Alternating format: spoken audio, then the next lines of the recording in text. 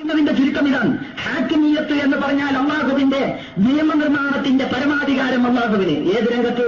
ജീവിതത്തിന്റെ മുഴു രംഗത്തും നിയമനിർമ്മാണത്തിന്റെ പരമാധികാരം അള്ളാഹുവിന് എന്നത് അംഗീകരിക്കേണ്ടതുണ്ടോ ഇല്ലേ?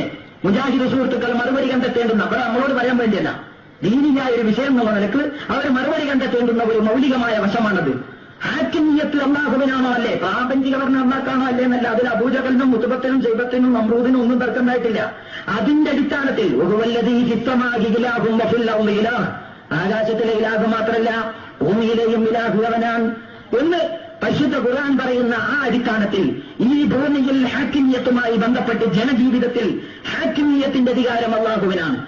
പരമാധികാരം, നിയമനിർമ്മാണത്തിന്റെ പരമാധികാരം അള്ളാഹുവിനാണ്. ഇത് അംഗീകരിക്കുന്നുണ്ടോ ഇല്ലേ? ഇത് അംഗീകരിക്കുന്നുവെങ്കിൽ പിന്നെ അനുസരണം അടിമത്തൊന്നും അർത്ഥമില്ല എന്ന് പറയാൻ പറ്റില്ല. കാരണം എന്താ? നിയമനിർമ്മാതാവ് അവനായ നിയമം അനുസരിക്കല പിന്നെ പ്രശ്നം. അപ്പൊ അനുസരണം എന്ന് പറഞ്ഞത് വെച്ചുവിടാൻ കഴിയില്ല. അപ്പൊ ഇബാദത്തിന് മൂന്നർത്ഥം പറയേണ്ടി വരുന്നത് ഹാക്കിമിയത്ത് ഉൾപ്പെടെയുള്ള പൂർണ്ണമായ തൗഹീദിന്റെ താല്പര്യം ഉൾക്കൊള്ളുവാൻ ആരാധന എന്ന പദത്തിന് കഴിയാത്തത് കൊണ്ടാണ്. ഇത് പ്രിയപ്പെട്ട സഹോദരന്മാർ മനസ്സിലാക്കണം. ജമാഅത്തെ ഇസ്ലാമി പറഞ്ഞത് എവിടെയൊക്കെ ഇബാദത്ത് എന്ന് പറഞ്ഞോ അവിടെയൊക്കെ അനുസരണം എന്നർത്ഥം പറയാം എന്നല്ല. ആരെങ്കിലും അങ്ങനെ തെറ്റിദ്ധരിച്ചിട്ടുണ്ടെങ്കിൽ തിരുത്തണം.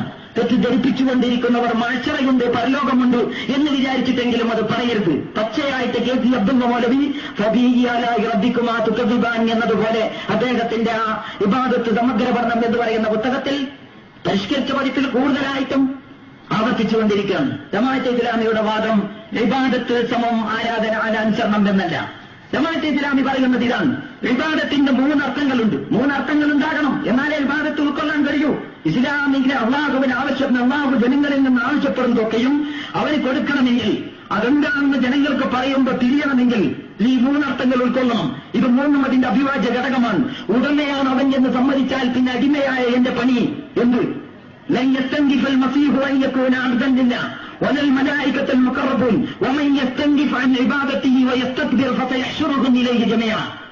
പരിശുദ്ധ ഖുർആൻ പറയല്ലേ لن يستنكف المسيح أن يكون എന്ന് പറഞ്ഞാൽ എന്താ ഈ ആയത്തിന്റെ അർത്ഥം? മസീഹ് അള്ളാഹുവിന്റെ അടിമയാകാൻ വിസമ്മതിച്ചിട്ടില്ല.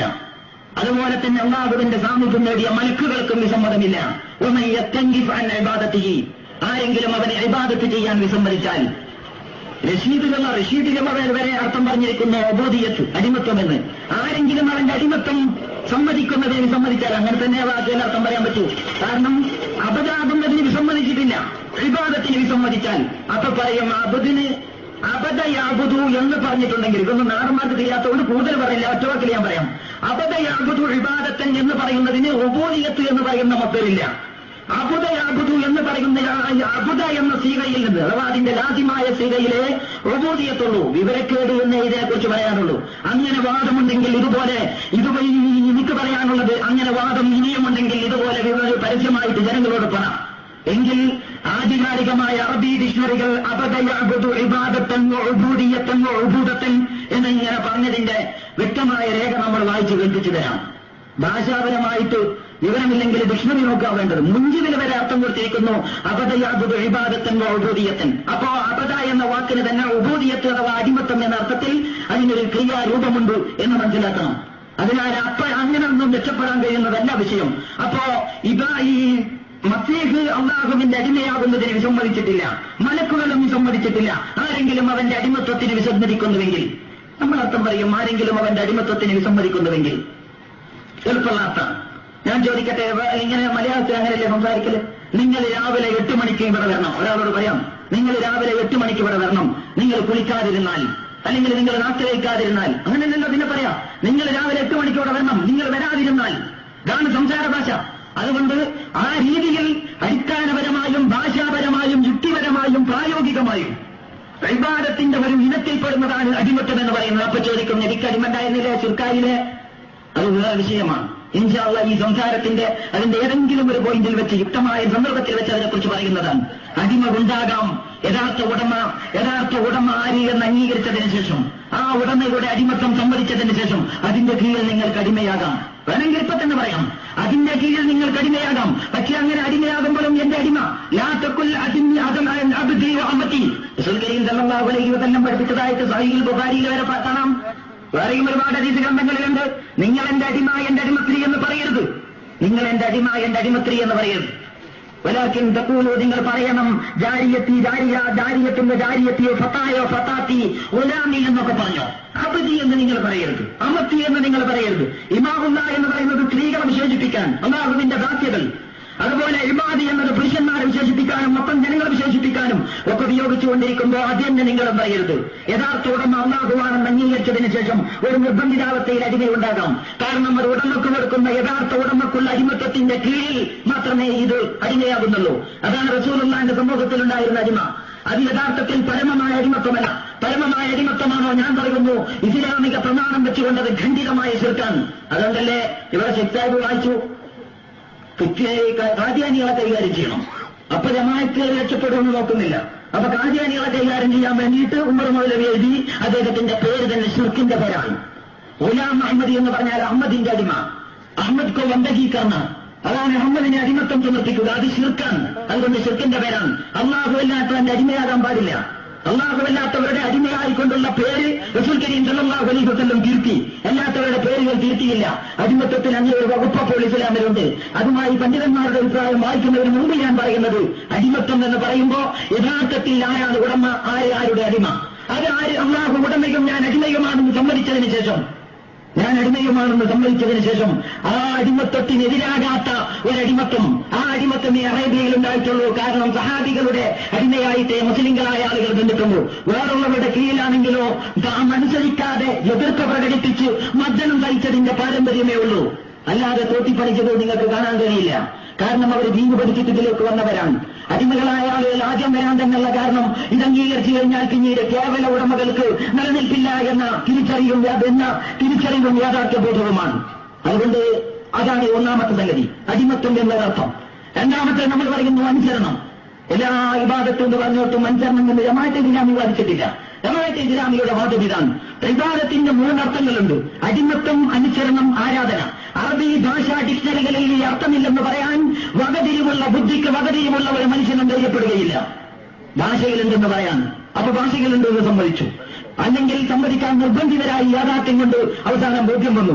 ഇപ്പൊ പറയുന്നത് ശറയിൽ ഉദ്ദേശിച്ചിട്ടില്ല എന്നാണ്. ശറയിൽ ഉദ്ദേശിച്ചിരിക്കുന്നുവെന്നും ആധികാരികരായ പണ്ഡിതന്മാർ പറഞ്ഞിരിക്കുന്നുവെന്നും ഉദ്ധരണികൾ നിങ്ങൾ വായിച്ചു കേൾപ്പിക്കുന്നതാണ്. അതിനു മുമ്പ് ഞാൻ പറയുന്ന സംഗതി രണ്ടാമത്തെ ഇനത്തിൽ രണ്ടാമത്തതാണ് അനുസരണം. എല്ലായിടത്തും അനുസരണം എന്നും പറയാൻ പറ്റില്ല. ജമാഅത്തെ ഇസ്ലാമി പറയുന്നു അടിമത്വം, അനുസരണം, ആരാധന. ഈ മൂന്നർത്ഥങ്ങൾ ഇബാദത്തിന്റെ മുഖ്യമായ മൂന്നർത്ഥങ്ങളാണ്. ഇത് ചില സ്ഥലത്ത് അടിമത്വം എന്ന അർത്ഥത്തിൽ ഖുർആൻ പ്രയോഗിച്ചിട്ടുണ്ട്, ചില സ്ഥലത്ത് അനുസരണം എന്ന അർത്ഥത്തിൽ ഖുർആൻ പ്രയോഗിച്ചിട്ടുണ്ട്, ചില സ്ഥലത്ത് ആരാധന എന്ന അർത്ഥത്തിൽ പ്രയോഗിച്ചിട്ടുണ്ട്. അവിടെ അടിമത്വമെന്നും അനുസരണമെന്നും അർത്ഥം പറയാൻ പറ്റില്ല, പറഞ്ഞാൽ തെറ്റും. ചില അത് ബാഹ്യമായ ആഹ്വാനം, പൊതുവായ ആഹ്വാനം, അത് ഈ മൂന്നും അതിന്റേതായ അർത്ഥത്തിൽ അല്ലാഹുവിനെ സമർപ്പിക്കാവൂ എന്ന ഉദ്ദേശത്തോടു കൂടിയാണ്.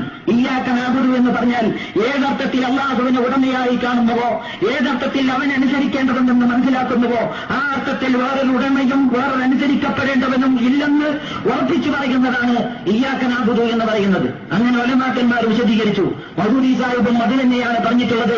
ഇത് പറയുന്നത് ഹാക്കിമിയ്യത്ത് എന്ന അടിസ്ഥാനം അംഗീകരിച്ചാൽ അതിന്റെ പ്രായോഗിക കർമ്മത്തിൽ ആവശ്യമായി വരുന്നതാണ് അനുസരണം എന്ന് പറയുന്നത്. ആരാധനയല്ല ഹാക്കിമിനോട് വേണ്ടത്, ഹാക്കിമിനനുസരിക്കുകയാണ് വേണ്ടത്. അതുകൊണ്ട് അടിമത്വം, അനുസരണ, ആരാധന എന്ന് പറയുന്ന മൂന്നർത്ഥങ്ങളുണ്ട്. അപ്പൊ ചോദിക്കും, അനുസരണത്തിന് പ്രവാചകനുള്ള അനുസരണം നിർബാധികമോ സ്വാഭാവികമോ? ആവർത്തിച്ച് ഞാൻ പറയുന്നു, പണ്ഡിതന്മാരെ വിവാർത്തുകൾ വായിക്കും, ഉദ്ധരണികൾ വായിച്ചുകൊണ്ട് അതിന്റെ സന്ദർഭത്തിൽ ആ ചോദ്യത്തിന് ഞാൻ മറുപടി പറയുന്നതാണ്. ഈ മൂന്നർത്ഥവും ഉണ്ട്. എല്ലായിടത്തും ആരാധന, ഇബാദത്ത്, സമം, അനുസരണം. ഇങ്ങനെ ആരെങ്കിലും പറഞ്ഞാൽ അവനെ തെറ്റി. അതാണ് സൂറത്തുൽ ബയ്യനയുടെ വിശദീകരണത്തിൽ ഇമാം റാസിയെ ഉദ്ധരിച്ചുകൊണ്ട് ഷെയ്ഖ് സാഹിബ് ഇവിടെ പറഞ്ഞത്. ആരെങ്കിലും അങ്ങനെ വാദിച്ചാൽ ഇബാദത്ത് എന്നാൽ അനുസരണം എന്നാണ് അർത്ഥമെന്ന് വാദിച്ചാൽ അത് തെറ്റാണ്. നേരെ മറിച്ച് ഇബാദത്തിന്റെ ഒരിനത്തിൽ ഒരിനം ആരാധനയുമാണ്, ഒരിനം അനുസരണവുമാണ്. അനുസരണവും ആരാധനയും അടിമത്വവും ഒക്കെ ഇബാദത്തിൽ പരിഗണിക്കപ്പെടേണ്ടുന്ന വിഷയങ്ങളാണ്. തിരിയാൻ വേണ്ടിയിട്ട് ഒരു ഉദാഹരണം പറയാം. നമ്മൾ സ്കൂൾ എന്ന് പറയും. സ്കൂൾ എന്ന് പറഞ്ഞാൽ എന്തെല്ലാം ഘടകങ്ങൾ കൂടിയതാണ്? ഒരു കെട്ടിടം വേണം, കുട്ടികൾ ഉണ്ടാകണം, അധ്യാപകരുണ്ടാകണം, പാഠപുസ്തകം പഠിപ്പിക്കണം. ഇങ്ങനെയൊക്കെ കൂടി കൂടുന്ന ഘടകത്തിന് സ്കൂൾ എന്ന് പറയും. സ്കൂൾ 4 മണിയാകുമ്പോൾ ബെല്ലടിച്ച് കുട്ടികളെ പുറത്തുവിടും. അതിന് നമ്മൾ പറയും സ്കൂൾ വിട്ടു. വേനലവധിയാകുമ്പോൾ സ്കൂൾ പൂട്ടും. അതിന് നമ്മൾ പറയും സ്കൂൾ പൂട്ടിയും. ഒരാൾ പറയാണ് സ്കൂൾ എന്ന് പറയുന്നതിന്റെ ഒരു ഘടകമാണ് കുട്ടികൾ. സംശയമില്ല. നേരെ മറിച്ച് ഒരാൾ പറയുകയാണ് സ്കൂൾ എന്നാൽ കുട്ടികളാകുന്നു. അപ്പൊ നമ്മൾ പറയാം സ്കൂളിൽ എന്നാൽ കുട്ടികളാകുന്നു എന്നാരെങ്കിലും പറഞ്ഞാൽ അവനെ തെറ്റി എന്ന് പറഞ്ഞാൽ വല്ല തെറ്റുണ്ടായത് ശരിയെന്നല്ല പറയുന്നത്. സ്കൂൾ എന്നാൽ കുട്ടികളല്ല, നേരെ മറിച്ച് സ്കൂളിൽ ഒരു ഘടകമാണ് കുട്ടികൾ. സ്കൂളിൽ എന്നാൽ അധ്യാപകരാകുന്നു എന്ന് ഒറ്റം പറഞ്ഞാൽ തെറ്റാണ്. പക്ഷേ സ്കൂളിന്റെ ഒരു ഘടകമാണ് അധ്യാപകർ. അതുപോലെയാണ് ഇബാദത്ത് എന്ന് പറയുന്നത്. ഇബാദത്തിന്റെ ഒരു ഇനമാണ് അനുസരണം. ഇബാദത്ത് എന്നാൽ അനുസരണമാകുന്നു എന്ന് ആരെങ്കിലും പറഞ്ഞാൽ അത് തെറ്റാണ്. മൗദൂദി സാഹിബ് അങ്ങനെ പറഞ്ഞിട്ടില്ല. ജമാഅത്തെ ഇസ്ലാമിക്കാരും പറഞ്ഞിട്ടില്ല. ജമാഅത്തെ ഇസ്ലാമിയുടെ സാഹിത്യങ്ങൾ 50 കൊല്ലമായിട്ട് മഷിയിട്ട് പരിച്ചു പെറുക്കിയിട്ട് ഇന്നവരെയും മുജാഹിദ് നേതൃത്വത്തിന് കിട്ടിയിട്ടില്ല. ഉത്തരണ്ടി കിട്ടുകയുമില്ല. കാരണം നമുക്കത് വാദല്ല. നമ്മൾ പറയുന്നത് ഇബാദത്തിന്റെ ഈ അനുസരണം, അടിമത്വം, അനുസരണം, ആരാധന ഉടമയാണെന്ന് സമ്മതിക്കുക. ആ ഉടമ അടിമയാണെന്ന്, ഉടമയെ അംഗീകരിച്ച് അടിമയാണെന്ന് സമ്മതിക്കുക. അവന്റെ നിയമങ്ങൾ അനുസരിക്കുക. അവനോട് ഭക്തിയും കൂറും പ്രകടിപ്പിക്കുവാൻ, ആവശ്യങ്ങൾ നേടിയെടുക്കാൻ അവനെ മാത്രം ആരാധിക്കുക. ഇത് മൂന്നും ഉൾക്കൊള്ളുന്നതാണ് എഴുപതുള്ള എന്ന് ഖുർആൻ നമ്മോട് ആഹ്വാനം നൽകുമ്പോൾ ഉദ്ദേശിക്കപ്പെടുന്ന കാര്യം എന്നാണ് നാം പറയുന്നത്. അതുകൊണ്ട് ഇത് മൂന്നും ഉദ്ദേശിക്കപ്പെട്ട സമയം സന്ദർഭങ്ങളുണ്ട് ഖുർആനിൽ. ഓരോ അർത്ഥം പറയേണ്ടുന്ന സന്ദർഭങ്ങളുണ്ട്. ചിലയിടത്തിൽ ആശയവുമായിട്ടൊക്കെ ബന്ധപ്പെട്ടിട്ട് വലദീനയതൂന അങ്ങനെ തുടങ്ങിയിട്ടുള്ള ചില ആയത്തുകളുണ്ട്. അവിടെ ആരാധന എന്ന അർത്ഥം പറയണം. ആരാധന വിഭാഗത്തിന്റെ ഒരു ഇനമാണ്. എല്ലാ ആരാധന മാത്രമേ ഉള്ളൂ എന്ന് കരുതരുത് എന്ന് മാത്രമേ ഉള്ളൂ. അനുസരണകൾ വിഭാഗത്തിന്റെ ഒരു ഇനമാണ്. അതിന് ചില സന്ദർഭത്തിൽ അനുസരണവും വിവാദത്താകും, ചില സന്ദർഭത്തിൽ അടിമത്വവും വിവാദത്താകും. ഏത് സന്ദർഭത്തിലാണോ അനുസരണം വിവാദത്താകുന്നത്, ഏത് സന്ദർഭത്തിലാണോ അടിമത്വം വിവാദത്താകുന്നത്, ആ രീതിയിലുള്ള അടിമത്വവും അനുസരണവും അല്ലാഹുവിനെ പാടുള്ളൂ. ഇതാണ് ജമാഅത്തെ ഇസ്ലാമി ഇത് സംബന്ധമായി പറഞ്ഞിട്ടുള്ളത്. കേരള നേതൃത്വത്തിൽ മുജാഹിദീൻ 50 കൊല്ലമായിട്ട് ജമാഅത്തെ ഇസ്ലാമി പറയുന്നത് ഇതാണ്. കേരള നേതൃത്വത്തിൽ മുജാഹിദീൻ അതിന്റെ ഒന്നുകിൽ അവർക്കെന്തോ അബദ്ധം പറ്റി. അവർ കാര്യഗൗരവത്തിൽ ഈ വിഷയം പഠിച്ചില്ല.